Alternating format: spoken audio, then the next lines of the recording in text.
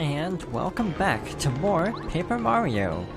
So last time, with the help of the Ravens, we reached Mount Lavalava with our first enemy encounter, a lava bubble, if I'm not mistaken. So I have the ice power equipped for this very reason. This is a lava bubble, a fireball monster. Lava bubbles live near lava. Max HP 9, attack power 4, defense power 0. They are obviously pretty hot, so you'll get hurt if you try to jump on them. They sometimes attack your friends, like me, too. The power of that attack is 2.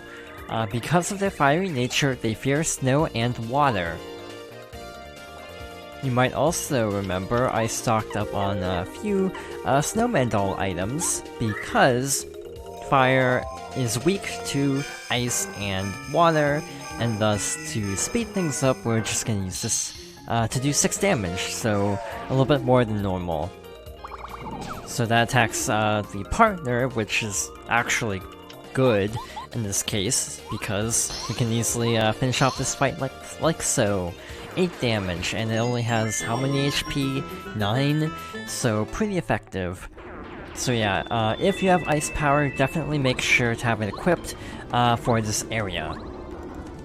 And that being said, we have a zip line inside the volcano, and we have a POW block here. I'm not sure how helpful it'll be, but I see a spike poking out from the bottom of the screen, so my guess is very. First of all, we're gonna swap over to Goombario for the sake of playing it safe. I feel like I got robbed there. That should have counted, I think. This is Spike Tops. Spike Tops have spikes on top, duh. Max HP 4, attack power 3, defense power 4. They're tough, just like Buzzy Beetles, and fire attacks don't affect them at all. But their defense power drops if you can flip them over. So, we got the upgraded Quake Hammer badge a while ago, and you may remember that that does 4 damage. These have 4 HP, so if you have that badge equipped, that is a fantastic way to quickly deal with these enemies. And I guess I didn't need to equip Power Smash. A regular hammer would have been sufficient under the circumstances, but oh well. I want to test something. I don't know if this counts as a spiked enemy that I can't attack. Okay, so Watt is once again our friend. 4 defense, still does 4 damage. So yeah, Watt is one of the best characters we could have for Buzzy Beetle type enemies. Case in point, another Buzzy Beetle type enemy. Alright, right away, gonna swap to Watt, and easily take out this Spike Top. And then we have the Lava Bubble. Let's see how much this does. Should do 10. 8. That's actually weaker than the jump. That's kind of odd, actually. Now I'm wondering how much... I know this is a waste of FP, but I need to see how much this does. 8. So, I think that was the same as a regular jump attack, so not that helpful, actually. Here we go. And... with that, we have a spring to get back to the top of the room, with the zip line, but we have another zip line and another unbreakable block. This zip line, I think there's something special hidden at the bottom. There is a badge that we have to actually drop down to get. Not the easiest thing in the world, but we have this spring here, so we can try again. I'm not sure how many tries I'm gonna give this. Never mind. You got the Fire Shield badge. Makes the damage Mario takes from fire attacks go down by 1. Also a very good choice in this area under the circumstances. How much does that take? 2. Sure. We can drop I Spy for now and go with Fire Shield instead. Alright. Let's see what's down here. I didn't actually mean to drop down there, but oh well. Let's go left first. This looks less dangerous. I say that, but I feel like I'm gonna run into a mini-boss at this rate, with this long passageway down. I think this is actually where we need to go, actually. So, we have a lava flow up here, and several, blocks. So, we can actually use these blocks to, block this waterfall of lava, I guess a lava fall in that case, and see what happens. At least the blocks are tough enough to not melt, that's good.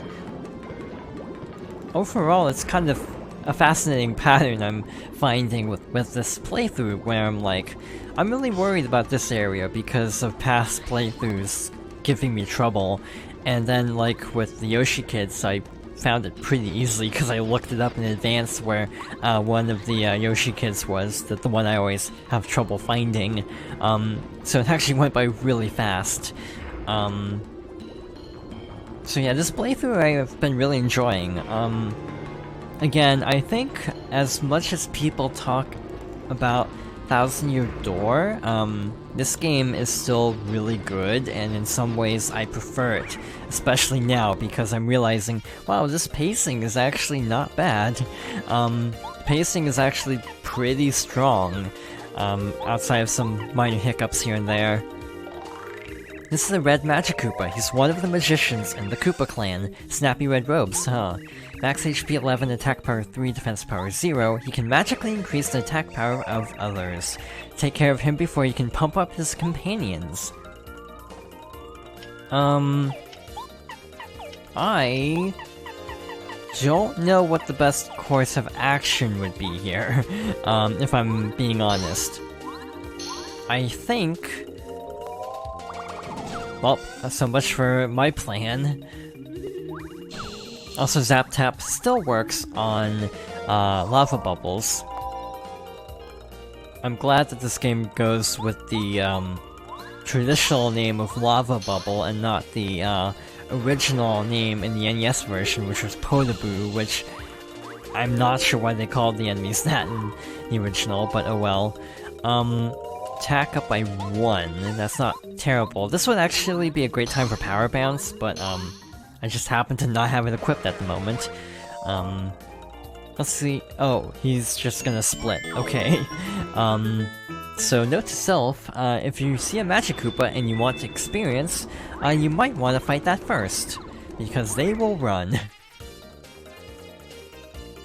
Speaking of which, I guess another thing to note is that when they have their brooms, they're not counted as a separate enemy, unlike the Paragoombas that are counted as a separate enemy.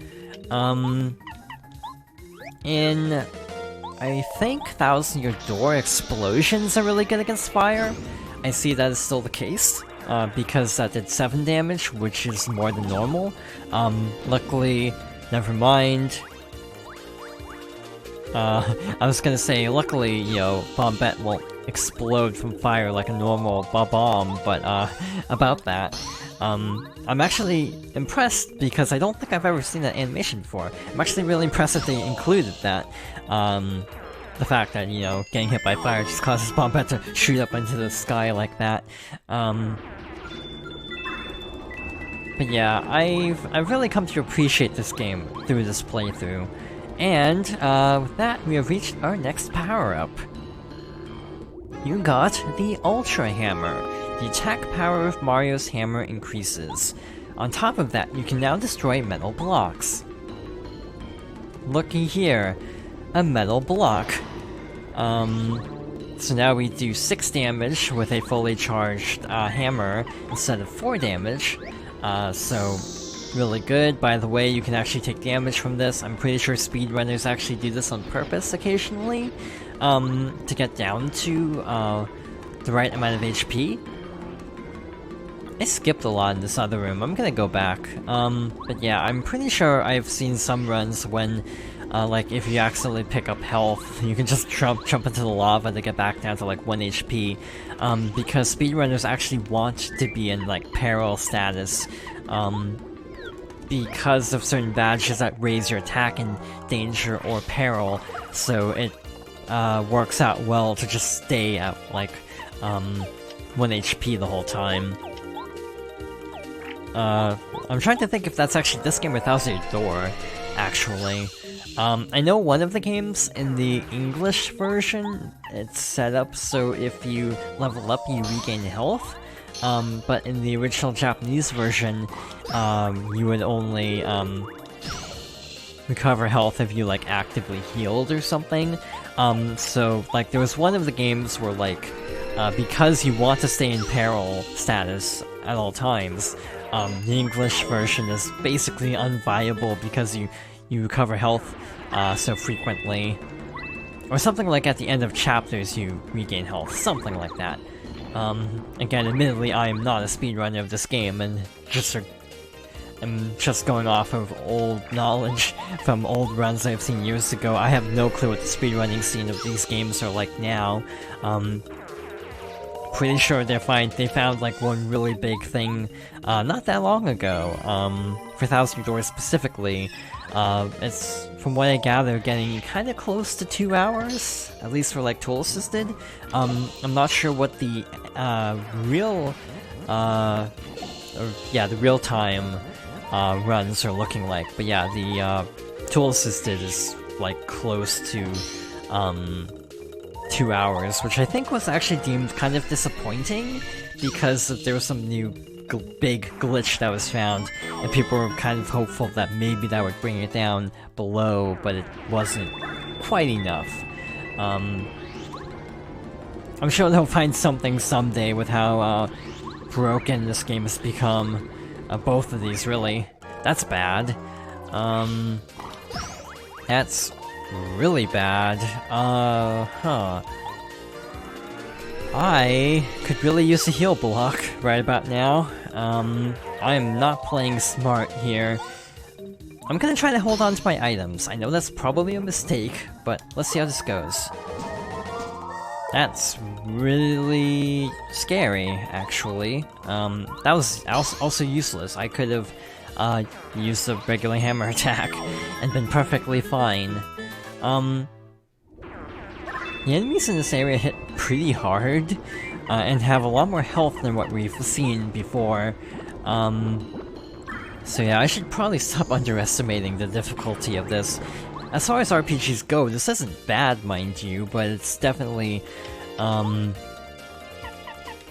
of the more, beginner-friendly JRPGs, but can still be pretty rough at times if you don't take it seriously. That's perfect, actually. Neat. So now they'll do less damage, and thus we have more of an opportunity to get through this relatively unscathed. I'm gonna block that because I don't know how much damage we take. Just basically to stay safe, I'm gonna play this safe even though we lowered their attack so much. But yeah, that was Chill Out, that's Muscular's special ability.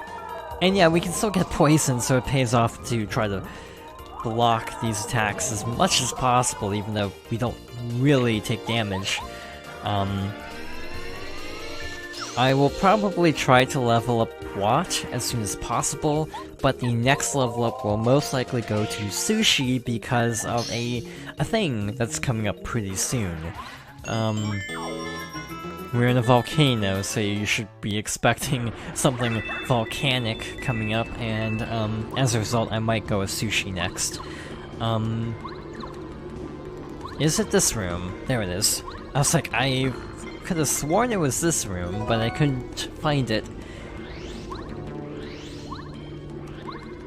Oh well, with that, there should only be one more star piece in this volcano. Towards the end, if I'm not mistaken. So yeah, we're actually making really good time. Should easily be able to finish this up in the next part. So as we're heading through here, I have a bit of a story. This volcano always makes me think of the first Let's Play I did of this game. Back in... it's like 2016, 2017. It was a while ago. But I remember at the time we had a cat who would like to jump up on my table effectively and sit like in front of my TV, and that was the case when trying to record this area. So I always think of that cat whenever I play through this part. That was a long time ago, it feels like. Yeah, it was at least like 3 years ago, so yeah, it's been a while. That's not good. That's really not good. That's especially not good, except I blocked the attack, thankfully. I am definitely in trouble. I have enough Thunder Rages to use up a few extras, so I think I will do so. Just do this. We don't need the full attack. I could really go for a level up right about now. But I want to say there should be a heal block coming up pretty soon, so I'm hesitant to actually use up our Super Mushroom. You got the Dizzy Stomp badge. If it works, the enemy Mario jumps on becomes dizzy. Neat. I usually don't use status effects in these games unless I have to, so not the most helpful thing in the world. Cases include the mini-bosses we will be seeing after this chapter. Both of them are susceptible to shock. I think that's what it's called. Basically stunning them with Watt. Yes, excellent. Now, Mario, no time to hang about. Onward to glory.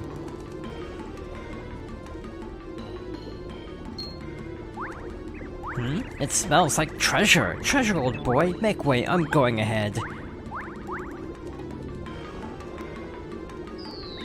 Yeah. Oh, Kolorado. I think that goes down to the area we were just in, where there should be a super block, actually, so yeah. Don't mind me, Mario, just investigating this floor a bit more closely. You go on ahead. Oh, my aching. Alright, so this is gonna suck. Was it this room? Yeah, it's just up here, so not that big of a deal, but we need to time this very carefully. I want to see about here. Nope. Close, but not quite. But yeah, we definitely want this super block, or else we might have a bit of trouble with this boss. I'm gonna guess about here. There we go. So now we can go up to Ultra Rank, so we're gonna level up Sushi, first of all. And we get an AoE attack that will make our lives a lot easier going into this next boss encounter. So with that, back up we go for real this time. And yeah, we should almost be done. Again, these chapters aren't even that long.